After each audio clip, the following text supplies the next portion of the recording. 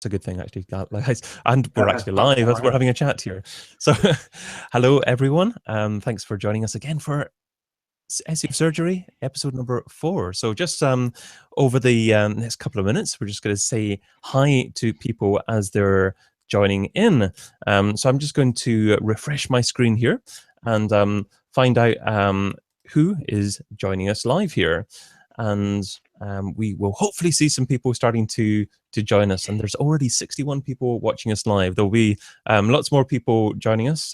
So I look forward to welcoming everyone. What I'm going to do is just refresh that screen there with the chat. And it's Mark Preston saying hi already. Hi, Mark. How are you doing there?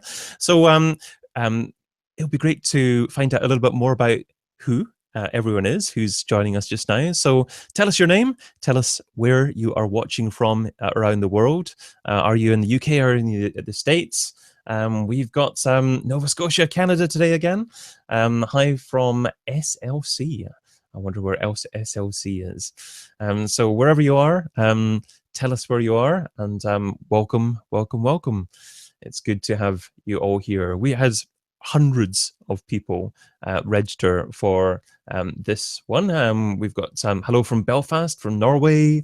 Hi from Roy from India. Chat is going by so quickly now, it's hard to read. We've got New York, we've got Sweden, Nashville, Chicago, Ukraine, and New York City. It's wonderful to have you all here. We've got only 61. It's going to be more than 61. It's definitely going to be more than 61.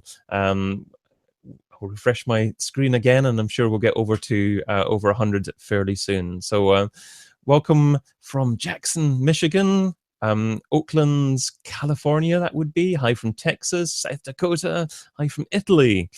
I'm sorry we don't have any Italians on tonight, but thank you for joining us from there. So welcome, everyone. So I've got one more question to ask you before we get started, and that is, what is your biggest SEO challenge at the moment?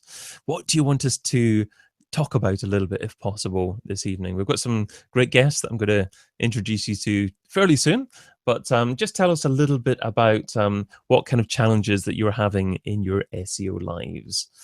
We're still getting hi from different places. We're getting Antarctica or Romania, but I'm sure I'll see the chat come round to answering that particular question in a second. So the first answer here is getting backlinks.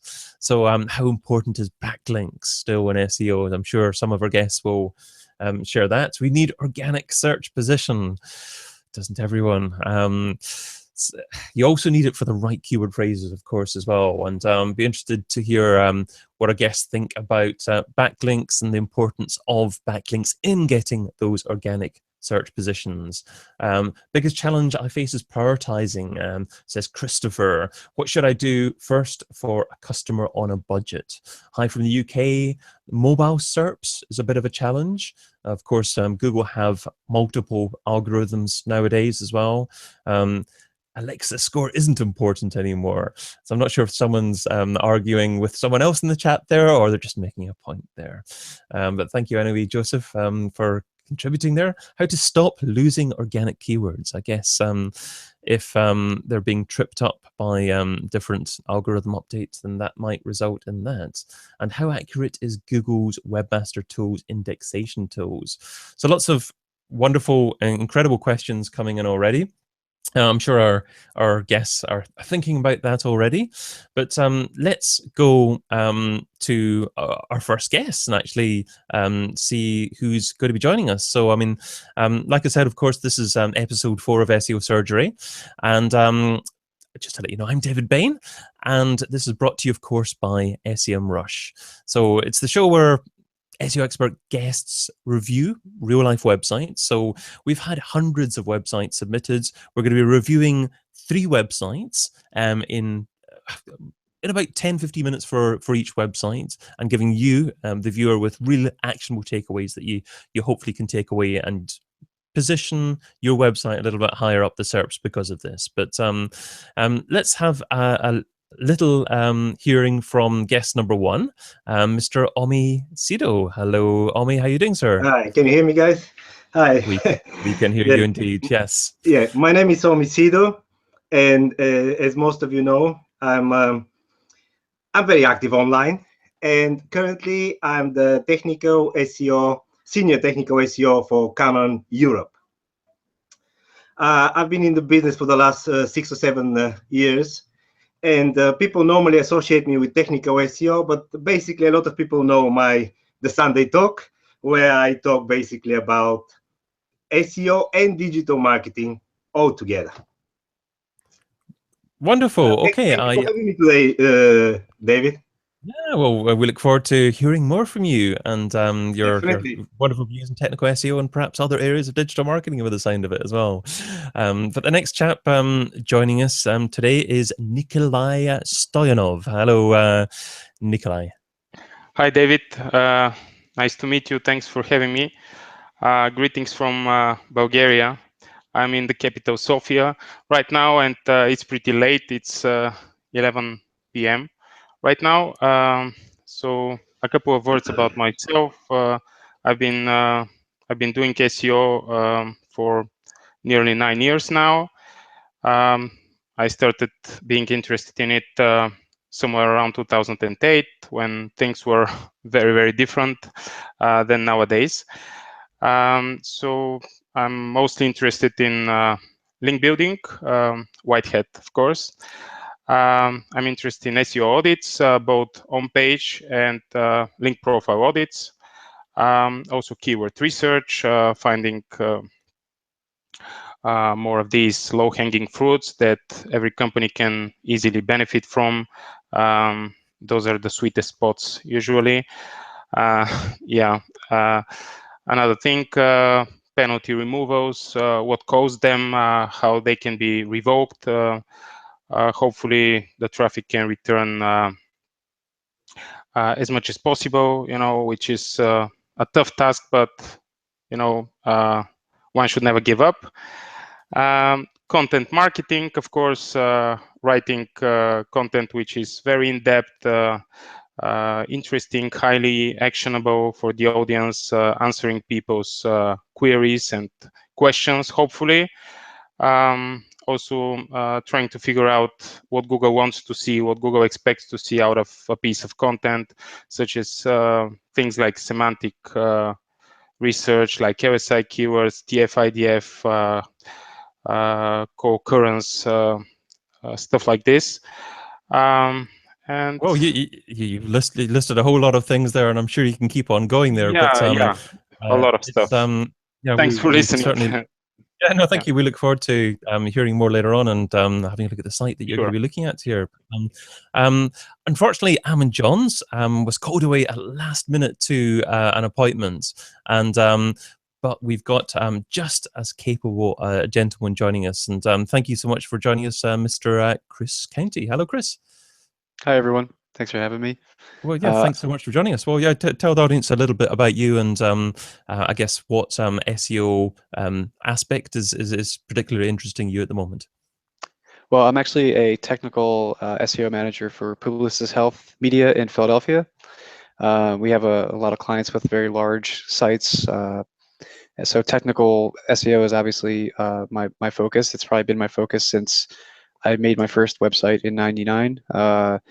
I'm very interested in where Google's going next in terms of awarding sites based on their speed and their usability versus just backlinks and text on a page. So I'm all about the data and just seeing where Google's going next in terms of what they care about and what they perceive as a good user experience. Wonderful. Well, yeah, thanks so much again for joining us, Chris, and we'll hear from you later on today. But first of all, let's go back to Omi. And in terms of the site that Omi is going to be sharing with us, what I'll do is I'll share my screen with you and to show you the site, which is Macum Auctions. So it's Macum, M-C-U-M, and that's a luxury or collector car auction site. So quite an intriguing site there, I thought. And let me just take it off screen sharing mode there and back to myself there. And we will go to Omi. Hello, Omi. Hi, everyone. So yeah, I was given this website this morning to analyze. As probably straight away you realize that I didn't have much time. So I hope I'll take you on a short journey, and hopefully I will give you enough.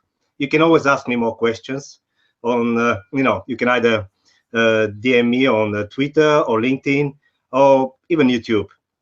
So am I able to share basically my screen, David? Yeah, absolutely. So if you go to the top left-hand side of your screen, the green arrow, and you will be able to share your screen from there.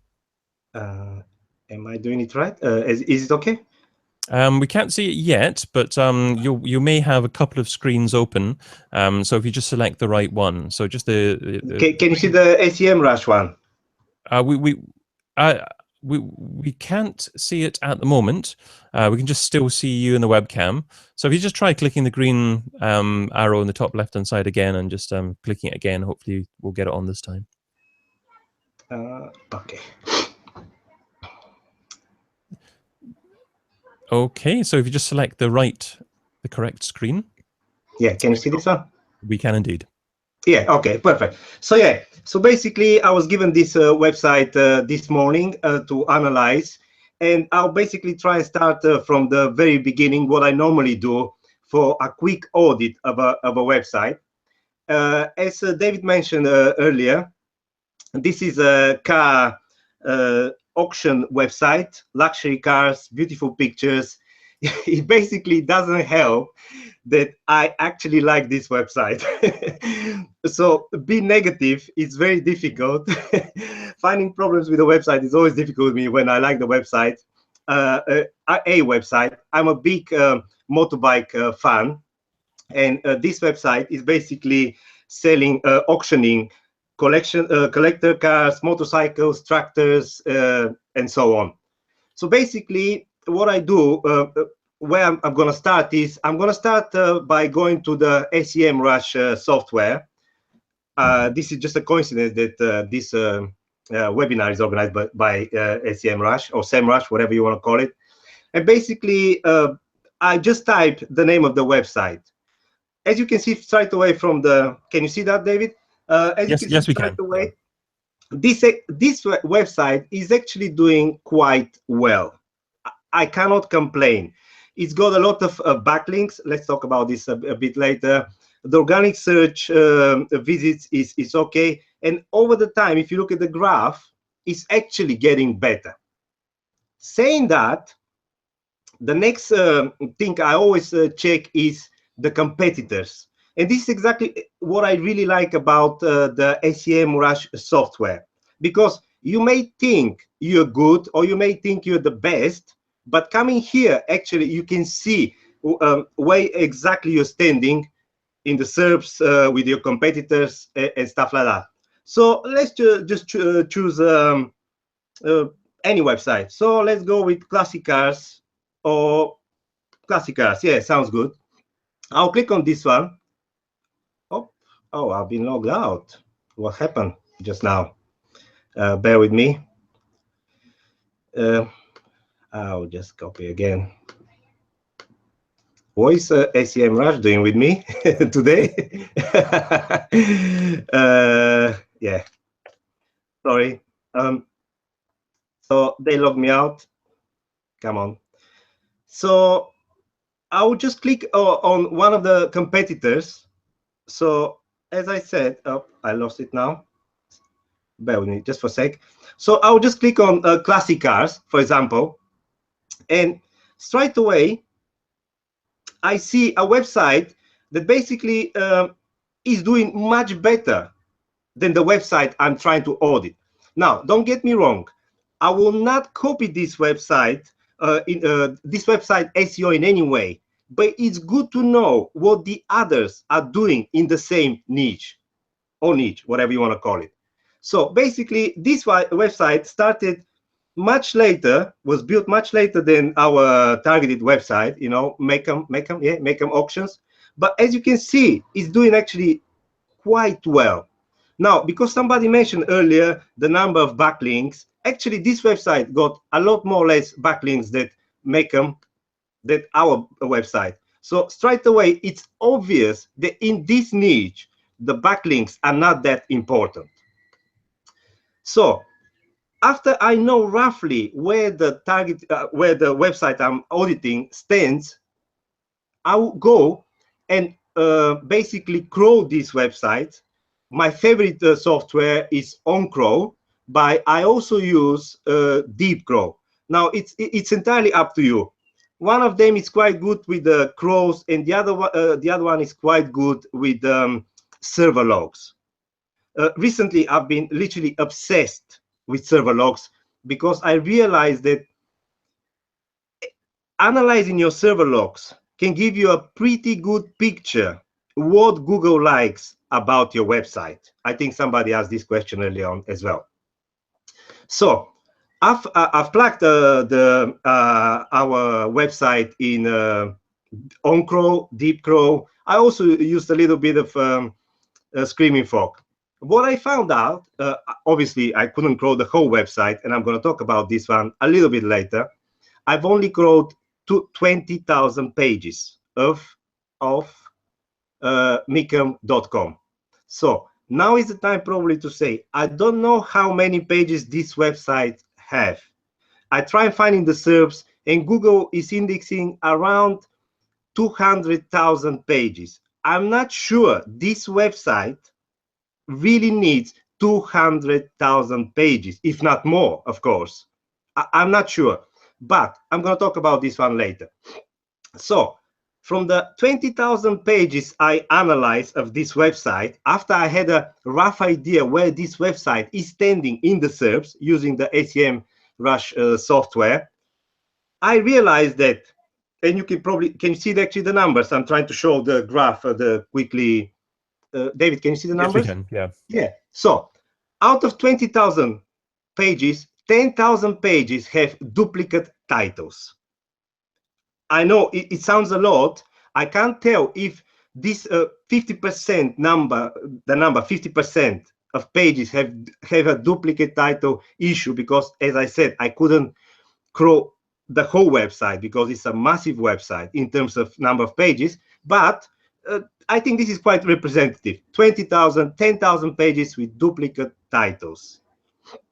Out of those 10,000 pages, 178 pages have duplicate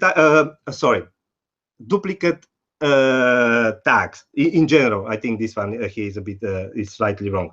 The tag. Out of those 10,000 pages, 178 duplicate titles, 172 duplicate descriptions, 10,000 duplicate H1.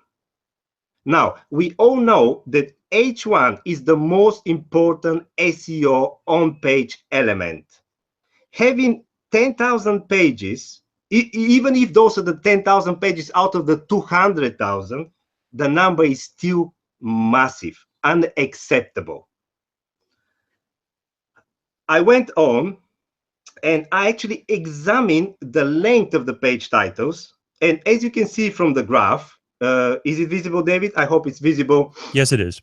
Only say 20% altogether are kind of okay. The rest of 74% of out of the 20,000 are far too long, basically because the developers decided that they're going to capture different elements of the page and include it in the page title. I'll give you an example from the very same website. As you can see, I hope it's quite visible that when the page title is too long, Google will truncate it. Basically, you can see the same website, page title that got a kind of a good length, a page title that is too long, and it was cut off by Google. Now, looking at the first title, you don't even know what this website is about. And as we all know, the page title is kind of a free ad in the SERPs of your website. As you can see, the second one is quite obvious. This is a website that is doing auction of classic cars, whatever. The first one is just a featured lot, Las Vegas, 2017 vintage, and basically we stop there. So if you never thought of the length of your page titles, I'm giving you an example from this website. Bear in mind that page title will not, because I know many people are going to ask me now, it will not affect your SEO or your rankings and stuff like that. It will basically affect the eye of the people in looking at your SERPs. Going on, continue. So after that, I found out that 6,387 pages have a duplicate content problem. Again, even if those are the older pages that have a duplicate content problem, out of 200,000, another 20,000 I actually managed to grow, that this number is still massive. So continue with our audit. Quick question, Omi, from Garen in the chat. He's saying, so yes. Google will truncate long page titles, but will it penalize a domain for long page titles? What are your thoughts on that? Not really. Never. I've never seen something like that. Google will never penalize because your page titles are too long. Google will just cut them at one point, truncate them. And as you can see from this very example, sometimes people will look at them and just basically what happened. Let me give you an example. Last year, I had a client who basically messed up his page titles. His page titles were good. His page titles were still valid, but they were just saying something different than before. And his team thought that this is not important for SEO. Within a month, we had 50% less visits because of the page because of the wrong, let's call them the wrong page titles. The page titles are still very important because we're human beings. We look for something, and with our eyes, we will try and find the best answer to our question. If I was looking for classic car auction website, and I look at the, can you see it actually? Yes. And I look at the first page title, I would not click on this one, honestly. I would not click on this one. But let's talk about this one later again. So another quick question for you, Omi. Yes, of course. Do you not think that if the page titles aren't good and therefore you get lower click-through rates, then in time that will negatively impact your rankings? Yes, you're absolutely right. In time. But let's not forget that Google is also looking at the page content, the content that's present on the page. So for some time you can actually fool Google, but not for a long time. But as I said, I don't have any proof that this is actually negatively impacting SEO. So I can't guarantee you, that just because your page titles are too long or too short, it will actually impact your SEO. What I know for a fact that when your page titles are not, how to say, not good, the click-through rate goes down, your visits go down, and subsequently your sales will go down. Forget about SEO. You're just gonna have less sales. So this is probably enough for you to start thinking about your page titles. Great. Okay, so a lot of wonderful tips there. Now we've got about 2 minutes left for you, Omi. Actually, so if there's anything I'll try to be as quick as quick as possible. As you can see from the small presentation I tried to, David, I talk a lot, and this website got a lot of problems. I wanted to quickly talk about them. Anyway, Open Graph. The developers implemented some of them and didn't implement it the other part. The one I really wanted to talk about, I was actually happy to see that this website got almost 100% pages with structured data. Still, there are errors in the structured data, And what I want to say quickly is that even one error, like the one that you see, will basically invalidate your whole structured data. As we know, structured data is kind of the future. It's something that okay, I don't have enough time, but it's if you think about Amazon Echo or Google Home, this is how they basically collect their information. Okay, I'll just go back to the Hangout. I know that I'm running out of time. How do I stop the share screen? If you click on the green button again, then you should. There we go. We'll see you again. I just wanted to say something very quickly because I mentioned the number of pages of this website. Recently, I've been obsessed, literally obsessed with Crow budget. And to me, you know, a website having too many pages, actually, I showed you that those pages got a lot of problems, means you are basically stopping the Google bot from crawling your, let's call them good pages, the pages that will really bring qualified traffic to your website. And this is exactly what I suspect with micamauction.com. Okay, brilliant. Okay, well, a lot of great thoughts there. Obviously, you can keep on going, but I think you of offered course, some... I'll try and publish this on my YouTube channel or my LinkedIn profile, so everybody can actually see the things that I found. Sounds great. Okay, and I'm sure we'll leave your link in the live chat as well. But thanks for that, Omi. That was great. I love the focus on page titles because it's so important. Getting these basics absolutely right can have a massive impact on traffic and long-term rankings as well. But let's move on to Nikolay. So Nikolay is going to be sharing another site there. So I'm just going to share my own screen there. And all right. So that's my screen there. I'm not sure if it's being presented or not, but that's the site jewelrybyjohan.com or wahan.com. I'm not sure how to pronounce that necessarily, but this is a jewelry e-commerce site that is based in the States. So Nikolay, it is over to you. Thanks, David. So let me share the screen first with you guys. Let me know if it's on. The wrong screen is on, so we're seeing this weird effect. All right, so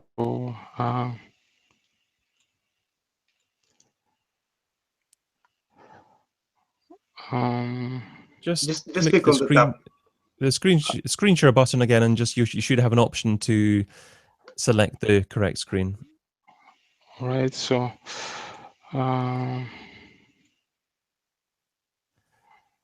I don't know. It was okay before, but we're still on this one. It's okay. I'm sure you'll get there. So just go back to yourself and click on the screen share button, and then see if there's an option to actually.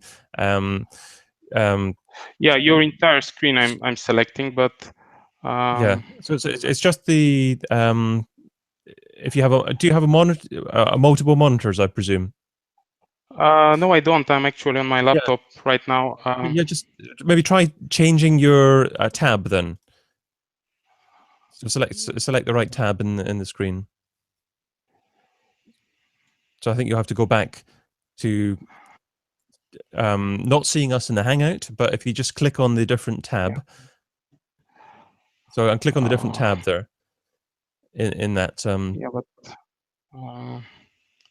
So just the second tab, I think you've got open there. No, the tab at the very top of Chrome. To actually at the very top of Chrome, not in the Hangout. So just choose your SEMrush tab in Google Chrome. Up. The actual tab in the browser. Up. Yeah, keep your mouse further up. Up. There we go. Choose the tab. Yeah. There we go. So we can see that now. All right. All right. Thanks. So don't click on the Hangout again. We'll just sorry about that, the rest. Guys. No problem at all. All right. So over to you. Is it on right now? Is yes, it looking fine? All right. So sorry for the obstacle. Okay. So I was using several tools for crawling at first. That's how I usually do things. I'm actually, my website is nixto.com. I think I forgot mentioning that. So I usually use Screaming Frog and Deep Crow and a couple of other tools like Siteliner. I'm gonna show you guys in a bit. So first of all, what we're looking at here is the partial report, because I started crawling in the morning, and it seems that Jewelry by Johan is a pretty huge website. So basically, URLs were coming up and up. So I decided to post them at about 5,000 URLs here in DeepCrow and about 18,000 in Screaming Frog. So I'm going to start real quick with Screaming Frog first. So as Omi said, I also tend to begin with titles, checking whether there are some duplicates there, because it directly speaks of duplicate content, probably body of content as well, not only titles, not only meta descriptions. So here, basically, we see a lot of duplicate content. Do you see these guys, 91%? Yes. So basically, you see here from the sample that there are a lot of, actually, this is some weird add to wish list button, which probably hasn't been forbidden for crawling. So it's causing a lot of dupe issues, so together with probably other stuff like add to cart buttons, stuff like this, which are very common for e-commerce websites, either way. Basically, that's a lot of dupe content from titles perspective.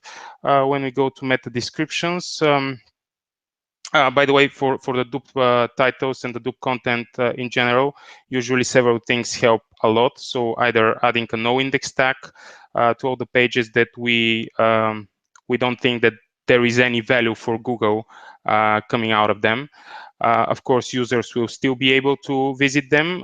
For example, some filters like filters for price, for location, for size, if we're talking about websites for example, t-shirts. In this case, it's jewelry, so maybe different type of jewelry stones or something. So no index tag is one of the ways.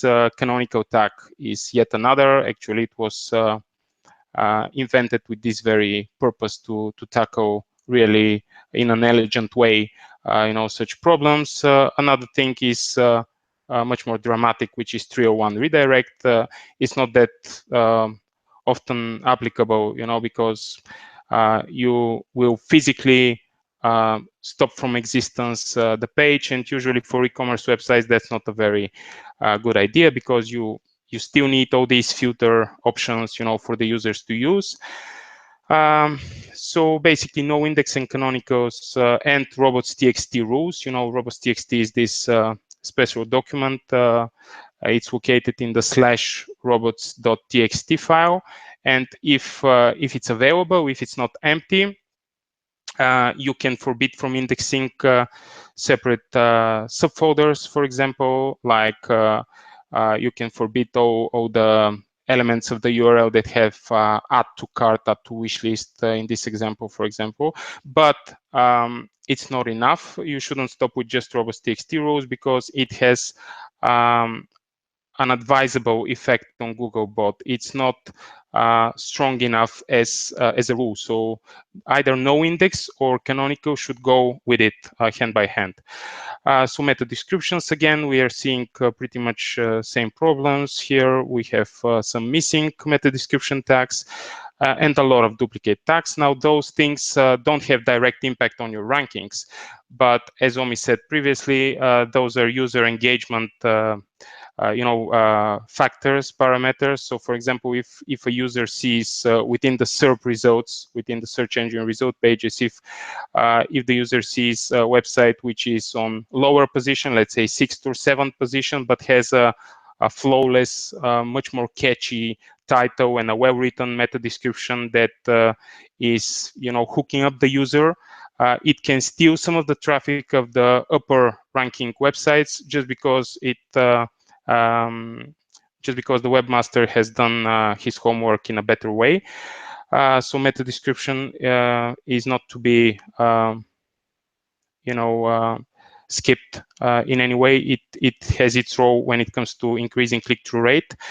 Another thing that we can see is H1 tags. Obviously, it's the next thing after the titles. It still plays some positive role. So here we have pretty much the same issues, not with this percentage, but again, very high percentages of missing H1s.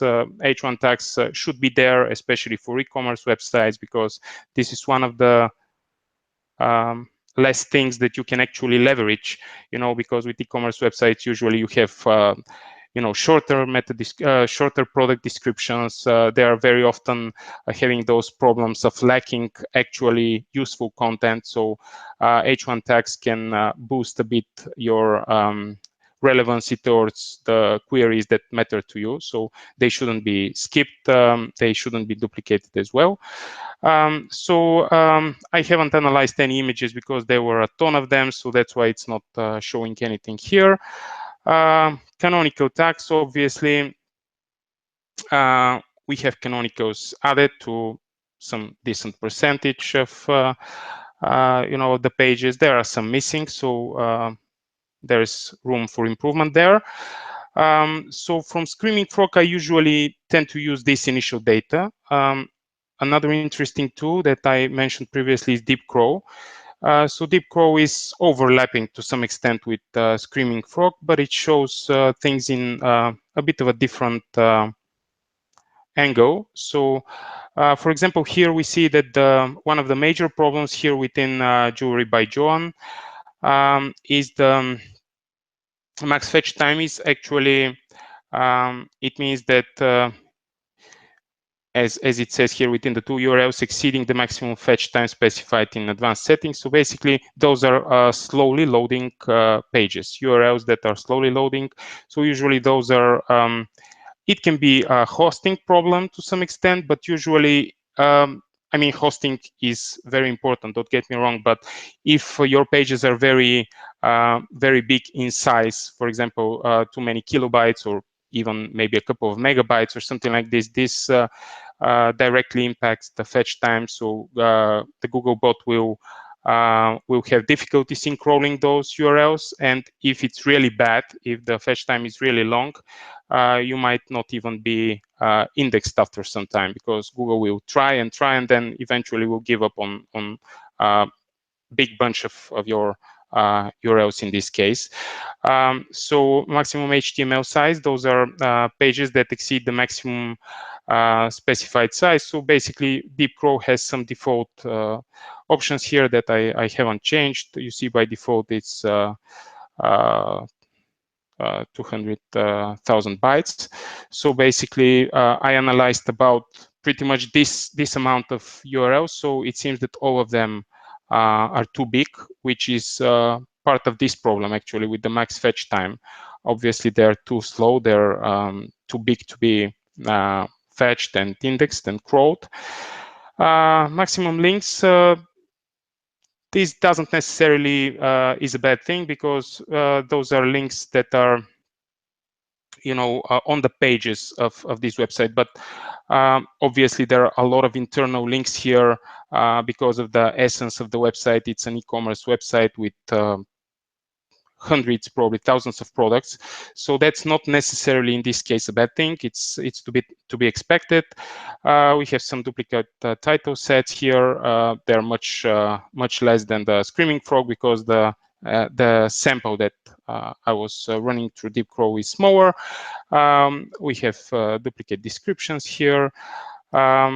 So Nikolay, we've got about 2 minutes or so to go for yourself here. So do you want to summarize maybe 2 or 3 key action points that you would perhaps recommend for this particular website? Yeah, so definitely one of them should be the speed.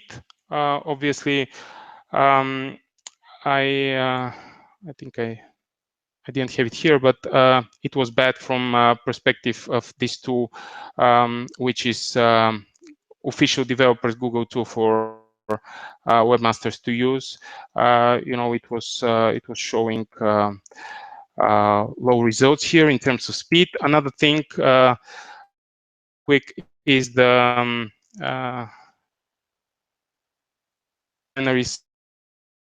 that can help you with finding out duplicate content. So it was showing pretty much the same problems with duplicate content, which was due to the problems that I spoke about before. So we see that of nearly 3,000 pages, about 15% according to Siteliner. Again, each tool has different, algorithms, but still it's there. It's a lot of dupe content. And here, the common content, they have this common content, which is thin content. So imagine it as content which is partially, unique. So basically, the duplicate plus common content results in nearly 90% of dupe and thin content issues, which is a lot. So the speed is number one that they can work on. Actually, this tool doesn't show, it shows great results, but I fetched it with yet another couple of tools, and there were some things to be fixed there. So in terms of thin content, what's the least amount of content that you can have on a page before it becomes thin content? Well, it's really hard to say. People were suggesting back in the day to have at least 300 words. Now, as time went by, and Google increased their expectations, people are talking about 500-600 words per page. Obviously, we shouldn't pursue only the amount, the size of the content. It should actually be useful to the user. For example, for e-commerce websites, it should tell them as much as possible about the product so that they can decide whether it's for them or not. And of course, to have some implemented keywords, LSI, TF, IDF, words that can help your pages, e-commerce web pages rank higher. So basically, thin content should be as much as possible. It's really tough for big e-commerce websites, but at least 300 words per product, I think, is the absolute minimum. Wonderful. Okay, well, I loved your focus there on avoiding duplication and thin content there as well. I wasn't able to tackle the majority of the things, but we have limited time. So yeah, absolutely there. But everyone's covering different things. Omi's focusing on page title length. You're focusing on duplicate tags, duplicate content, thin content as well. So a lot of very key things. Some may even argue as basic things, but things that are often overlooked by many websites and can be often quick wins or mistakes that need to be. Just one final thing, because that's really also important, really with one sentence. So text to HTML ratio, this is actually the amount of actual text, imagine text that is useful to the end user, in comparison to the HTML code that stands behind the page. So actually, according to Siteliner, it's 1%. 1% only for this website. That's too little content in comparison to huge code behind it. So, and I see it says 4th percentile there as well, and that obviously means that it's the bottom 4% of websites around. Yeah, actually, yes. It's really bad by looking at the broader picture in comparison to all the other websites.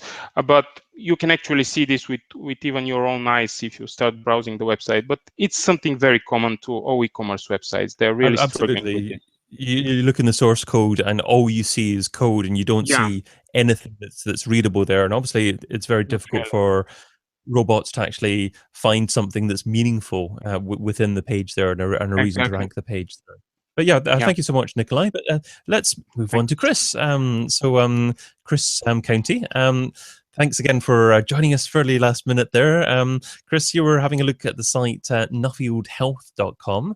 I'm sure you've found a few things to talk about. Yeah, thank you. Let me share my screen and see if I can, let's see. Hopefully you can see the screen. Yes, we can. Okay, so Nuffield Health is the site that I literally just looked at this maybe 10 minutes ago, but with a lot of the tools that you just saw with Omi and everyone else, we can extract a lot of data about a site, and it can actually be very overwhelming. You can get a lot of data very quickly and quickly be overloaded with the amount of work that you probably need to do to begin winning in search. So what I always try to do is I try to narrow it down to smaller victories, especially from a text perspective, starting with obviously a crawl in like Screaming Frog or on crawl, and then loading it up in SEMrush just to kind of get visibility. And the first thing I would ask if I was asking the client about the health of the organic visibility of the site is what did you do in November and December, because you should do it again, because you can see that in, without having back-end analytics, this is kind of a side way of looking at the analytics through SEMrush to see that they did something right in December. They actually they gained a lot of traction organically. And if I was the client, or if I was talking to the client and I wanted to focus on a very specific keyword or term they wanted to win for, so MRI scan is the one I picked because with over 40,000 monthly searches, I figured that would be a pretty clear winner.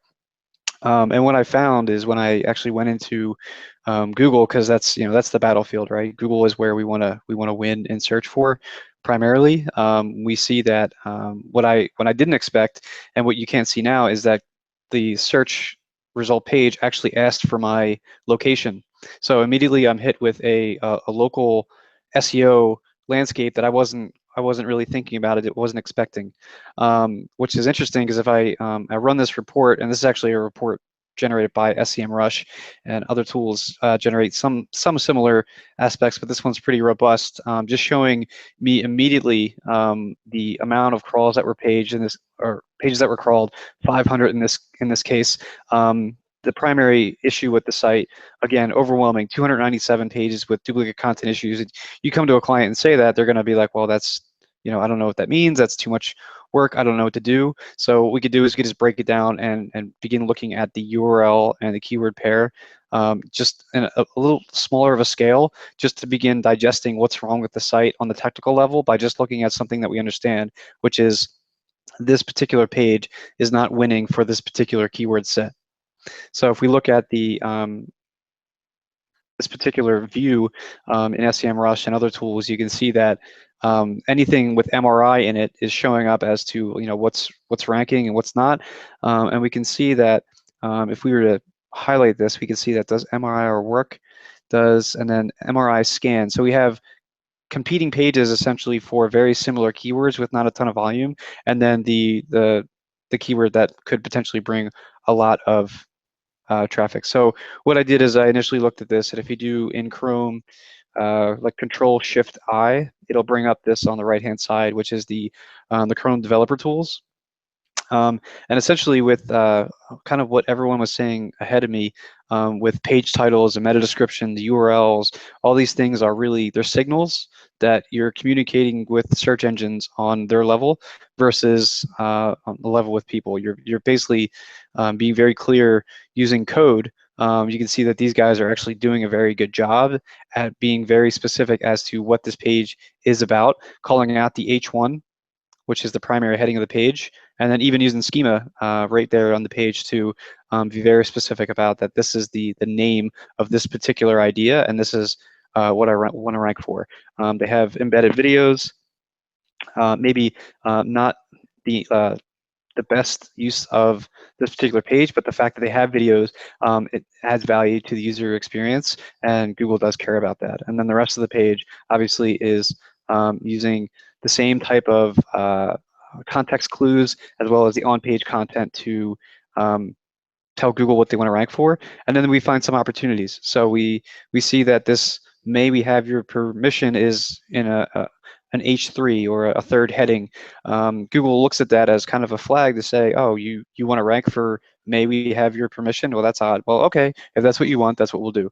So I think we struggle with this as SEOs a lot, especially with web developers and designers, to not use these semantic terms like headings and strong tags and anchors, to not use them to style the page, but use CSS to style the page instead.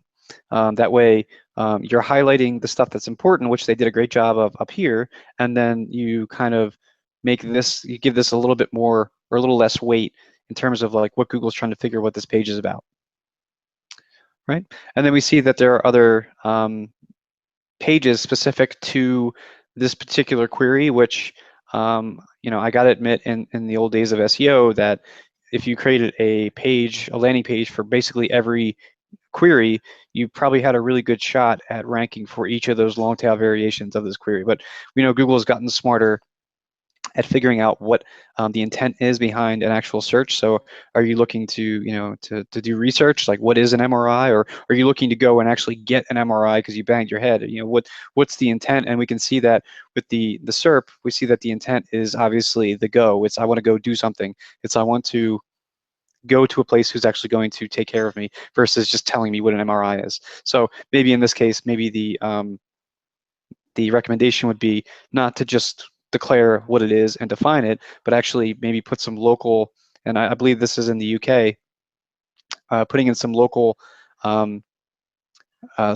ranking factor signals like like directions to this place and the local address, the anything that's relevant to the locale or the area itself, like maybe some history or just anything. Like there's a lot of mobile intent around this particular keyword that I didn't expect.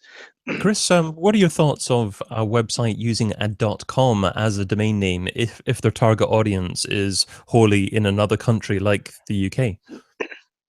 You bring up a great point. So now we're talking local, we're also talking international. The reports that I ran were actually for .com, so that's the US. If I bring up the UK, normally I would say a page should rank or should have a .co.uk. It should have a top level domain that matches the audience. In this case, we can see that it hasn't grown quite as much, but it still grew a little bit. So, but yeah, if you have an international audience, or if you are if you're in Germany, for example, and you have a German brand, you should have a .de website. At the end of the day, if you have an international brand that has multiple locations all around the world, then you need to get a little bit more advanced and have a little bit more of a international SEO strategy where you're doing things like hreflang tagging and declaring what the language and the places using Google Search Console and a variety of other factors. So that's a great point. Additionally, for this particular page, again, there's a lot we can do for this site in general, but if we narrow it down, we can see that the screaming frog spider kind of got stuck. We were stuck at 10,000 URLs. This is mentioned the very first presentation. Basically, there's probably no need for Google to get trapped in spidering that many URLs, and you're probably going to burn through your crawl budget pretty quickly. So using things like the robots.txt, which usually appears at the end of the root domain. So I'll just check real quick and see if that does exist. And what this does is it kind of serves as traffic control. You can see they're doing a little bit of traffic control just by telling search engines and other bots to not enter this directory. And they're also doing an excellent job at providing the XML sitemap within this file, because the first place Google is going to go is this top level root, and then it's going to look for this file, and then it's going to look for the places it can and cannot go, and then it's going to look for what we could call priority content or pages that are being declared directly in the XML sitemap, which it's going to use to efficiently get around the site. I mean, in this case, that's not good. So right away, we're having some issues where we're telling Google the sitemap to give you even better directions is not actually there.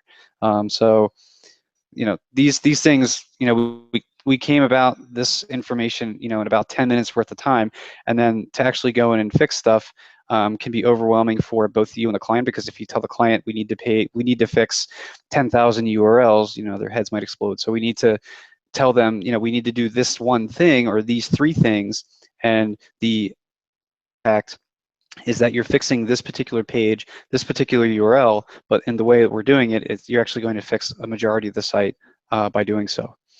And then from there, it's it's really identifying, like we did in the beginning, why are you not winning for this particular term, and then going into and looking at the competition, and do we want to copy what the competition is doing? No, to an extent, but we do want to figure out why Google is rewarding them with such great visibility, and it's usually a technical factor, like what we're kind of talking about now with the robots.txt and Google kind of getting around its content. It's, are you, not only is the content actually on the page, but is it written in a manner that actually makes sense for the person's perceived intent? So if you type in pizza you know, there's a reason why Wikipedia doesn't win, because the person is not looking for the definition of pizza. They're looking to buy a pizza so they can eat it. So thinking in that regards in terms of content is very important. And then finally, the authority, which is the link building, which everybody, you know, obviously attributes to Google kind of being the pathfinder for in that regards, where websites and web pages vote for each other, is obviously very critical. So it's just a matter of identifying which, if all, of those pieces are at play in terms of you know, this particular term and this particular page that you expect to win, and then kind of going from there and begin making, you know, smaller changes that aren't going to blow the budget, that aren't going to make your developers nuts, and then actually make sense from a user experience and a UX standpoint. Superb. Okay, well, that's a lot of great value you've shared there as well, Chris, and very impressive considering that you looked at the site about half an hour ago. Just imagine what you could do with one day. So, yeah, thanks so much for joining us, Chris.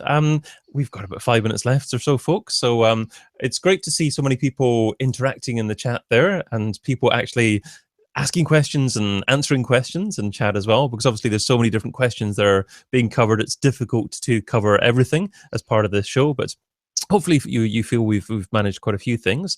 But I always like to finish on one actionable takeaway from each of our guests. So let's go back through our guests again and get one actionable takeaway from what they've shared already. Their biggest priority that they'd recommend you, the viewer, to actually go away and have a look at your website and perhaps implement within your own site. So let's have that one actionable takeaway, and then just a reminder of who our guests are and where you can find them. So let's start off with Omi.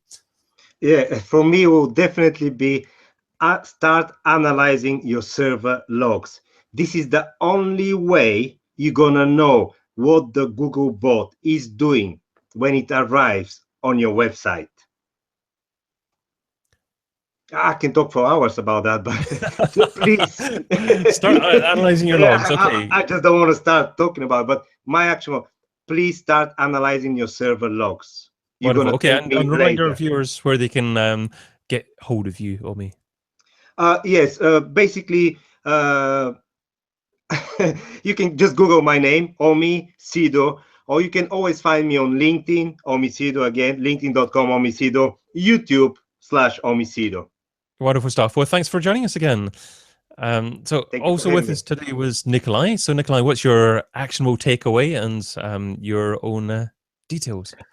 Yeah, well, David, I think that would be, from content perspective, the duplicate content. I've always said that the place that you should begin with before you start with anything else is your own backyard, so to say, which is your own website. Before any type of link building, before any keyword research even, to decide what kind of keywords you should pursue and rank for, you should first fix your technical issues, and a big chunk of them is the URL structure, the duplicate content, which to some extent is problematic just because the messed up URL structure in many cases. Site speed, also I know that you said one thing, but speed is really easy to fix if you know where to look. Sometimes it's really just a couple of tweaks and it can do miracles, and the future is in speed. Google is putting more and more emphasis on it, so duplicate content and site speed. Yeah. Okay, I know it's hard to just share one thing, but yeah, clean up your backyard and speed up your site. Nikolay, where can our viewers find out more about you? Yeah, well, the usual places. So first of all, my own blog, nixto.com, comes from Nikolay Stoyanov, nixto.com. My Facebook community, which is over 10,000 people. You can find it by searching in the Facebook search box, Whitehead SEO Learn It Now, or just Whitehead SEO. I think it will pop up on the top. And of course, LinkedIn, if they browse Nikolay Stoyanov SEO, they will see my Twitter, my LinkedIn, my site, and they can throw me a message via my contact form, and we can discuss anything they wish and they're interested. Wonderful. Sounds good. Okay, and also with us was Chris. Chris, what's your actionable takeaway and contact details? I would say this is actually for the developers or the technical SEOs, is to stop scaring your clients. Don't show them show them why it matters, right? Show them the story. So figure out a better way to communicate these the things that we understand on the technical level, and get them to care about it as much as they care about, like, other things that they're doing offline. Wonderful. And what are your own contact details again, Chris? You can reach me Twitter at Chris Countey, and chriscounty.com is my blog / test site.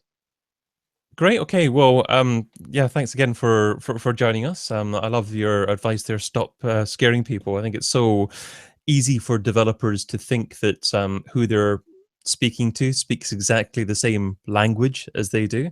And I guess that happens no matter what profession you're in. If you're very good at what you do, it's easy to, I guess, speak in a way that kind of expects people to have the same level of knowledge as you do. So great piece of parting advice. So yeah, thank you so much, every guest. I'm David Bain, being your host, and you can also find me interviewing the world's leading digital marketing experts over at digitalmarketingradio.com. Remember also to sign up for episode number 5 of SEO Surgery, which will be happening on the 14th of June. So in 2 weeks' time, I will be joined by Selina Vidya, Linda Hoggins, and Dido Grigorov. So I look forward to that one in a couple of weeks' time. But in the meantime, until we meet again, be fantabulous and do one thing that scares you. Adios.